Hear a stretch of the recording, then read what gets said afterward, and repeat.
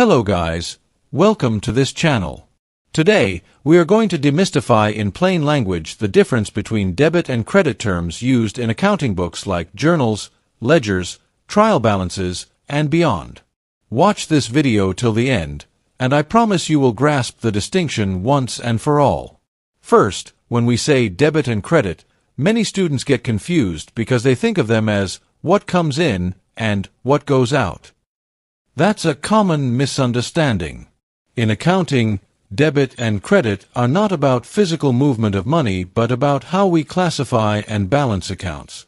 Think of them as two sides of a scale. Every transaction must touch both sides to stay balanced. To understand their mechanism, let's start with the accounting equation. Assets equals liabilities plus equity. Assets are everything a business owns. Cash, equipment, inventory, buildings. Liabilities are what the business owes to outsiders, like banks or suppliers. Equity is what belongs to the owners or shareholders, including their investments and retained earnings. If you understand this equation, you're already halfway there. Now let's apply our tools, debit and credit, to each part of the equation. Assets. The normal balance of an asset account is a debit. That means when assets increase, we record a debit. When they decrease, we record a credit. For example, if a company sells goods and receives cash, the cash account increases, so we debit cash. But if the company pays rent in cash, the cash account decreases, so we credit cash. Another example, buying a delivery truck. The truck account, asset, goes up, so it's debited, while cash goes down, so it's credited. Liabilities. The normal balance of a liability account is a credit.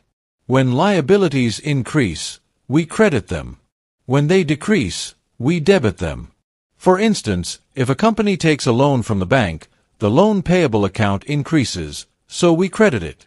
Later, when the company repays part of that loan, the liability decreases, so we debit the loan payable account. Equity. Equity also has a normal balance on the credit side.